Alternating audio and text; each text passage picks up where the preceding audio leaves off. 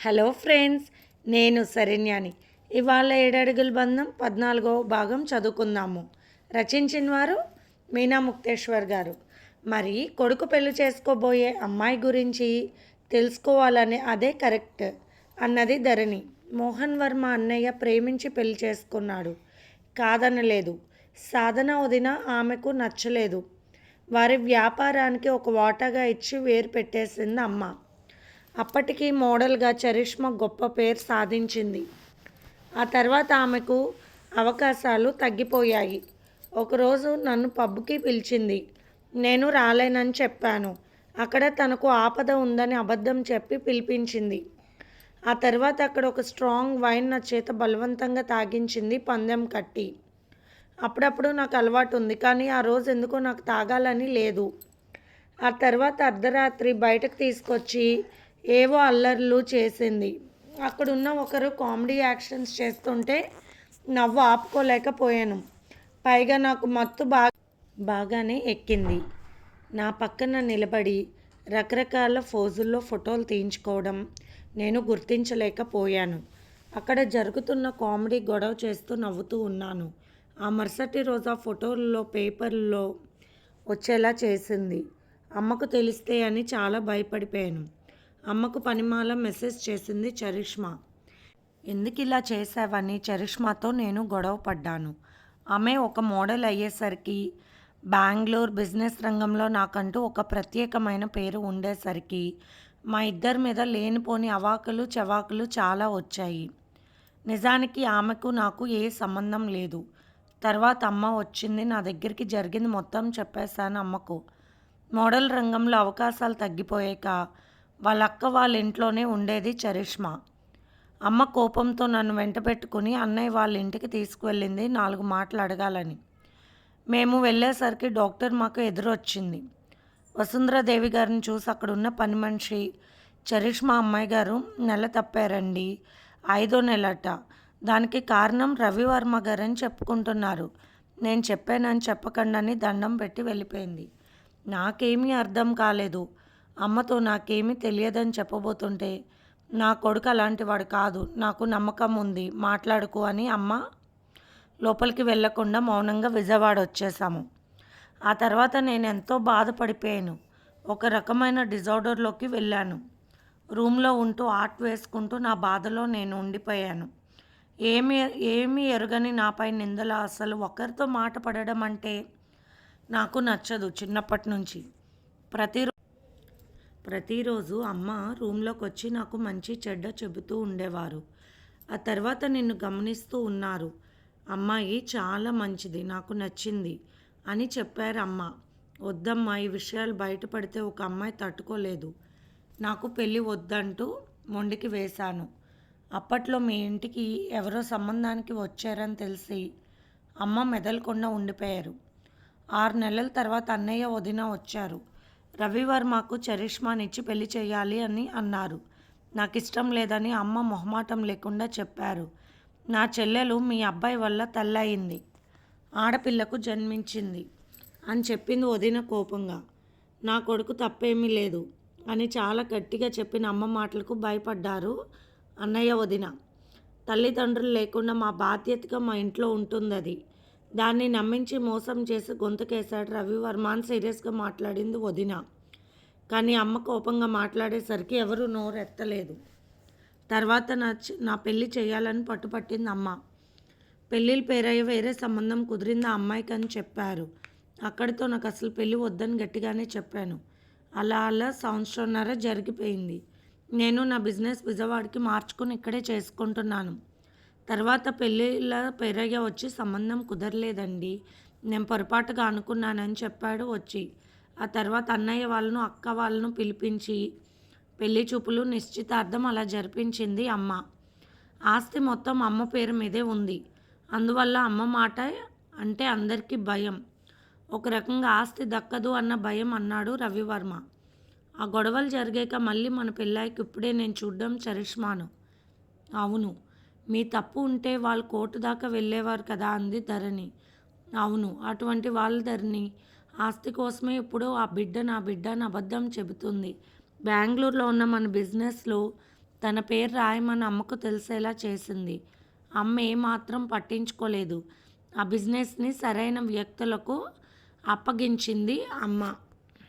జరిగిన విషయం ఇది ధరణి. అర్థం చేసుకునే ప్రేమ నీలో ఉందని నేను భావిస్తున్నానన్నారు రవివర్మ నవ్వుతూ. తప్పకుండా అర్థం చేసుకున్నానండి. తప్పు చేసే నైజం మీలో లేదు. అది ఫ్రాంక్గా కనిపించే మీ కళ్ళల్లో తెలుస్తుంది. పైగా నా వైపు చూసినప్పుడు మీ కళ్ళల్లో ప్రేమ కూడా నేను గమనించాను. అదే కళ్ళల్లో చరిష్మా కనిపించినప్పుడు కోపం గమనించాను. అత్తయ్య గారు నిజం చెప్పుకోవడానికి తప్పకుండా ఒక మనిషికి అవకాశం ఇచ్చి తీరాలి అన్నప్పుడు ఆమెకు తెలియనిది ఏదీ లేదు అన్న విషయం నాకు అర్థమైంది. ధరణి అంటూ ధరణి చేయి పట్టుకున్నారు రవివర్మ గారు ప్రేమగా చూస్తూ. చాలా సమయం అయిపోయింది కదూ, పడుకుందామా అన్నారు రవివర్మ గారు. లేదండి, మీతో తెల్లవార్లు మాట్లాడాలని ఉంది అని మనసులో అనుకుని సిగ్గుపడింది ధరణి. తన మెడలో పసుపు తాడు పడి 2 రోజులు కాలేదు. ఆయన మీద ఎంత ప్రేమ ఎలా పెరిగిపోయింది నాలో. ప్రేమకి ఇంత బలం శక్తి ఉన్నాయా? ప్రతి క్షణం నన్ను ఆయన సన్నిధిలో ఉండమని చెబుతుంది నాలోని ప్రేమ. ఆయనకు నిద్ర వస్తున్నట్టుంది. ఎలా చెప్పగలను ఇక్కడే కూర్చోండి, ఇంకా మాట్లాడండి అని. చక్కటి రూపంతో స్పష్టమైన మాటలతో అందంగా మాట్లాడిన భర్త వైపు ఒకంత గర్వంగా చూసింది ధరణి.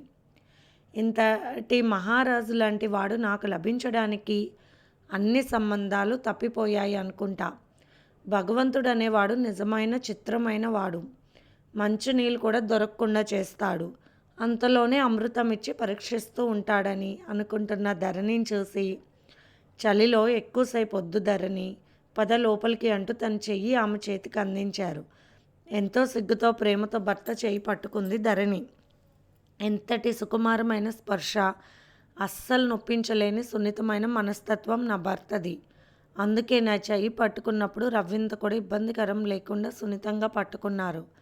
భర్తతో అలా నడిచి వెళ్తున్న ధరణికి ఒక్కసారి ఆయన గుండెల్లో తలదాచుకోవాలని అనుకుని సిగ్గుతో, నన్ను చూసి నేనే కావాలని నా కోసం ప్రేమగా ఎదురు చూసారా?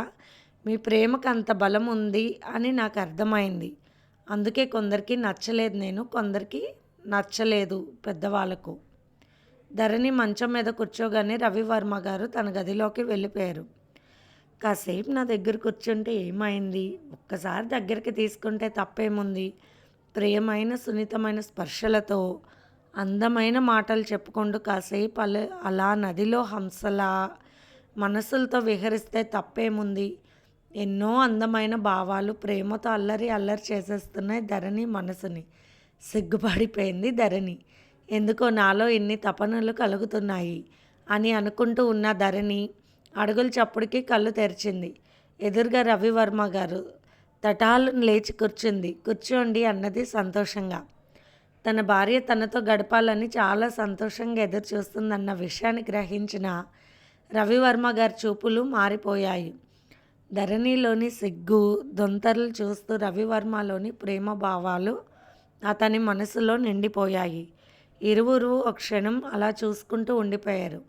కాసేపటికి రవివర్మ గారు నవ్వుతూ వచ్చిన పని మర్చిపోయానంటూ కూర్చున్నారు. చాలా దగ్గరగా కూర్చున్న రవివర్మ గారి స్పర్శకు మనసు తనువు తన్మయమైపోయినంత ఆనందంగా మనసు గాలిలో ప్రేమ పక్షిలా ఎగురుతున్న ముద్ద మనోహరమైన విరియని మొగ్గలా ముడుచుకుపోయింది ధరణి. రవివర్మ గారు తను తీసుకువచ్చిన పెయింటింగ్ చూపించారు. తన చిత్రాన్ని ఎంత అద్భుతంగా గీశారు. కనకదుర్గమ్మ అమ్మవారి కొండ మీద ప్రకృతిని చూస్తూ సైడ్ ఫోర్స్గా ఉన్న తనని చాలా అద్భుతంగా చిత్రించారు. ఆ రోజు తను వేసుకున్న పట్టు లంగా పరికిని కూడా రంగులతో ఎంతో అందంగా గీశారు. కింద రాసిన అక్షరాల వైపు చూస్తూ ప్రియమైన రవివర్మ అని ఉన్న రవివర్మ గారి సంతకంలోని అక్షరాలను తడుముతూ ఆనందంగా పరవశించిపోయింది ధరణి. ఆమె కనుల కొలనులో ఆనంద నీటి ముత్యాలు ఒకంత ప్రేమ భావంతో ధరణి మోము మీద జారాయి. రవివర్మ గారు కన్నీరు తన చేతితో తుడుస్తూ, ఒక చిత్రకారుడిగా నీలోని భావాలను పూర్తిగా అర్థం చేసుకోగలను ధరణి. నాకెందుకనో మన 7 అడుగుల ఈ బంధం 7 జన్మల సంబంధంలా కనిపిస్తుంది. అంత ప్రేమ నా మనసులో నీపై ఏర్పడింది. అంతే ప్రేమ ఈరోజు నీ కన్నుల్లో నేను చూస్తున్నాను అంటూ ధరణిని ప్రేమతో దగ్గరకు తీసుకున్నారు రవివర్మ. అందమైన ఆమె కళ్ళల్లోకి చూశారు రవివర్మ. నీ కళ్ళల్లో నా రూపం చూస్తుంటే నేను ఇంత అదృష్టవంతుడినా అనిపిస్తుంది నాకు. మనసు తెలుసుకోగలిగిన భార్య దొరకడం అన్నిటికన్నా అద్భుతమైన వరం అంటూ అదిరేటి ఆమె చిగురు పెదవులను తన పెదవులతో ముద్దుగా ఒక్కసారి స్పర్శించారు. సిగ్గుతో రవివర్మ గుండెల్లో దాగిపోయింది ధరణి. రవివర్మ హృదయ స్పందనలను వింటూ తనకు తెలిసిన సంగీత అనుభవంతో మంచి రాగాన్ని వల వేసుకుంటుంది ధరణి. రవివర్మ గుండెల్లో దాగిన భార్య స్పర్శను ఆనందంగా స్వీకరిస్తూ ప్రేమతో ఆమె అణువణువును స్పర్శిస్తున్నారు. కాలం తెలియని క్షణాలు ఏవైనా ఉంటే ఇవేనేమో అనిపించింది ఆ ప్రేమ నవజంటకు. సిగ్గుపడిన ధరణి రవివర్మ గారిని విడిపించుకొని మాలతీ పువ్వుల కొమ్మల చెంతకు చేరింది. తెలియని ఉత్సాహం రవివర్మలో. అల్లరిగా పరిగెత్తిన భార్యను పట్టుకోవాలన్న ఆశతో ఆమెను అనుసరించారు. దోసిల్లితో ముఖాన్ని దాచుకుంది ధరణి. అక్కడ వెరిసిన మాలతీ పువ్వులను కోసి ధరణి తల మీద అభిషేకించారు రవివర్మ గారు. చక్కటి సువాసన భరితమైన ఆ లతల ప్రక్కగా నిలిచిన ధరణిని ఒకంత గట్టిగా కౌగిలించుకున్నారు రవివర్మ అల్లరిగా. తప్పించుకోలేక బందీ అయిపోయిన ఆమె కన్నె మనసు ప్రేమ కౌగిలిలోని ఆనందాన్ని సుఖాన్ని ఆస్వాదిస్తూ మత్తుగా మైమర్చిపోయింది. ఇక తప్పించుకోలేవు అంటూ ఆమె పదవుల్లోని తేనెను ఆస్వాదించారు రవివర్మ. ఆ రసస్వాదనలోని మధురమైన ఆనందాలను ఇద్దరు సమపాలలో పంచుకుంటున్నారు. శృంగార కావ్యంలో తొలి ముద్దును అందంగా రచించుకున్నారు. ఆమె మనసు రెక్కలు విచ్చుకున్న పక్షిలా మారిపోయి పరుగున వెళ్ళి ఉయ్యాలలో కూర్చోబోయింది. కానీ ధరణి పవిట చెంగును పట్టుకున్నారు రవివర్మ. వదలొద్దు నన్ను అంటుంది ఆమె మనసు. వదలండి అన్నట్టు చూస్తుంది వయ్యారంగా. రండి అన్నట్టు ఆహ్వానిస్తున్నాయి ఆమె కళ్ళు. భాషకందని ఎన్నో మధుర భావాలు, ప్రేమను ఆస్వాదించే వారిలో ఎన్నెన్నో. కొన్ని భాషలు మారిపోతూ ఉంటాయి. వద్దంటూ సిగ్గుతో అడ్డం పెట్టే చేతులు, కావాలని ఆహ్వానిస్తున్న మనసు, మాయమరుపుగా ఉండే చూపులు, ఇవి చాలవా మనసైన దొరని రెచ్చగొట్టడానికి క్షణకాలము. నా ఒడిలో కాసేపు పడుకోండి అన్నట్లు ఆమె మనసులో కలిగిందొక్క చిలిపి ఆలోచన. మరి మనసు మాట్లాడుకునే మాటలు ఆ ప్రేమ మనసులకే తెలుస్తాయి కదా అన్నట్టుగా రవివర్మ ధరణి ఒడిలో పడుకున్నారు. సిగ్గుతో భర్త వైపు చూడలేకపోతుంది ధరణి. ఎన్ని జన్మల పుణ్యమో ఇది, ఎన్ని నోముల ఫలితమో ఇది. మన్మధుడు వంటి వరుడు కోరి మరి ఓడి చేరిన వేళ చిత్రించగలనా నా ప్రేమను చిత్రలేఖనంగా అని ధరణి మనసులో ఊహలో ఉత్తుంగ తరాలు రాగాలుగా మారి సరాగాలు సరసాలను కోరుకుంటున్నాయి. నా వైపు చూడవా ధరణి అంటున్న రవివర్మ అల్లరి మాటకు తను పేరు పిలిస్తే ఇంత అందంగా ఉంటుందా వినడానికి, ఇప్పుడే తెలిసింది అని మురిసిపోయింది ధరణి. ఉయ్యాల అందంగా ఊగుతుంది.